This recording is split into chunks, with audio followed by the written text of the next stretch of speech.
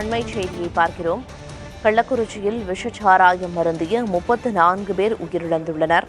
நேற்று இரவு உயிரிழந்தோர் எண்ணிக்கை 16ஆக இருந்த நிலையில் அது தொடர்ந்து அதிகரித்து தற்போது 34 என்ற நிலையை எட்டியிருக்கிறது.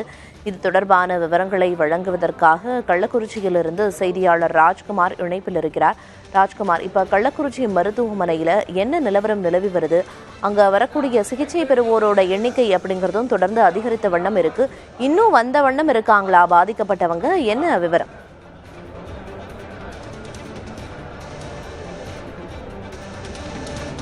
பிரியதர்ஷினி, கள்ளக்குறிச்சி அரசு மருத்துவமனையில் தற்பொழுது நாம் இருந்து கொண்டிருக்கிறோம். ஆரம்பத்தில் இருந்து கள்ளக்குறிச்சி மாவட்டம் கருணாபுரத்தில் விஷச்சாராயம் அருந்தி உடல்நலம் பாதிக்கப்பட்டவர்கள் முதலாவதாக அனுமதிக்கப்பட்ட மருத்துவமனை கள்ளக்குறிச்சி அரசு மருத்துவமனை. இந்த மருத்துவமனையில் இருந்துதான் மேல் சிகிச்சைக்காக தேவைப்படும் போது சேலம் அரசு மருத்துவமனைக்கும் அதேபோன்று புதுச்சேரி ஜிப்மர் மருத்துவமனைக்கும் அனுப்பக்கூடிய நடவடிக்கையை மருத்துவத்துறை அதிகாரிகளும் மருத்துவர்களும் ஈடுபட்டு வருகிறார்கள். மொத்தமாக இதுவரை இங்கு 113 பேர் அனுமதிக்கப்பட்டிருக்கிறார்கள். அதாவது நேற்றைய நிலவரப்படி நாம் பார்க்கும்பொழுது கருணாபுரம் கிராமத்தைச் சேர்ந்த பாதிக்கப்பட்ட மக்கள் தான் அரசு மருத்துவமனைக்கு அனுமதிக்கப்பட்டார்கள். ஆனால் இன்று காலை சங்கராபுரத்தைச் சேர்ந்த 2 நபர்கள் விஷச்சாராயம் அருந்தி உடல்நலம் பாதிக்கப்பட்டு அவர்களையும் அரசு மருத்துவமனையில் கள்ளக்குறிச்சி அரசு மருத்துவமனையில் அனுமதிக்கப்பட்டிருக்கிறார்கள். எனவே கருணாபுரம் மட்டும் இல்லாமல் சங்கராபுரத்தை சேர்ந்தவர்களும் விஷச்சாராயம் அருந்தி பாதிக்கப்பட்ட நபர்களுக்கு சிகிச்சை அளிக்கப்பட்டு வருகிறது.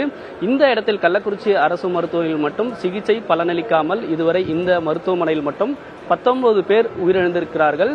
தொடர்ச்சியாக மருத்துவத்துறை அதிகாரிகளும் மருத்துவர்களும் இங்கு அனுமதிக்கப்படுபவர்களுக்கு தேவைப்படக்கூடிய சிகிச்சைகளை அளிப்பதற்கான நடவடிக்கையை எடுத்து வருகிறார்கள். தொடர்ந்து இங்கு அனுமதிக்கப்படக்கூடியவர்கள் மட்டும் இல்லாமல் மேல் சிகிச்சை தேவைப்படுபவர்களுக்கும் ஜிப்மர் அரசு மருத்துவமனை மற்றும் சேலம் அரசு மருத்துவமனைக்கு அனுப்பக்கூடிய நடவடிக்கையும் மருத்துவத்துறை அதிகாரிகள் மேற்கொண்டு வருகிறார்கள். மாவட்ட ஆட்சியர் பிரசாந்த் இன்று காலையே இங்கு அனுமதிக்கப்பட்டவர்களுக்கு அளிக்கப்பட்டு வரக்கூடிய சிகிச்சைகள் குறித்து மருத்துவரிடம் நேரடியாக கேட்டிருந்தார். அதேபோன்று திருவாரூர் எஸ்பியும் இங்கு பாதுகாப்பு நடவடிக்கைக்காகவும் இங்கு காவல்துறையினர் இருந்து வருகிறார்கள்.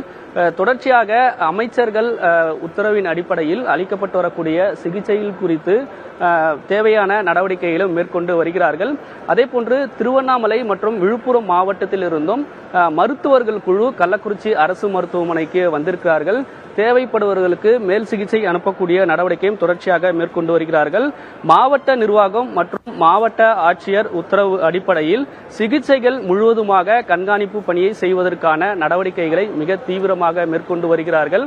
அதேபோன்று மாவட்ட நிர்வாகம் சார்பில் கருணாபுரம் மட்டும் இல்லாமல் அருகில் இருக்கக்கூடிய சங்கராபுரம் வேற எந்த இடத்தில் விஷச்சாராயம் அருந்தியவர்கள் நேற்றிலிருந்து பாதிக்கப்பட்டிருக்கிறார்கள், அவர்களுக்கு தேவையான சிகிச்சைகள் உள்ளிட்ட நடவடிக்கைகள் குறித்து தீவிரமாக விசாரணை நடத்தி வருகிறார்கள்.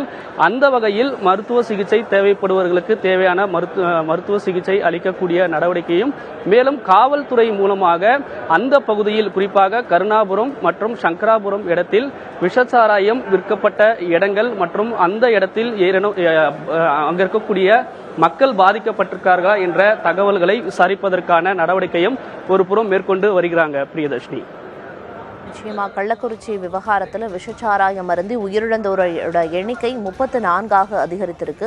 தொடர்ந்து மருத்துவ சிகிச்சையில 113 பேர் இருக்காங்க.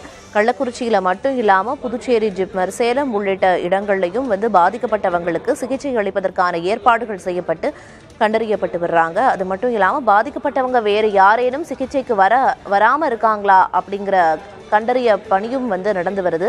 விவரங்களை சொன்னீங்க. நம்ம தொடர்ந்து இது குறித்து பேசலாம் ராஜ்குமார்.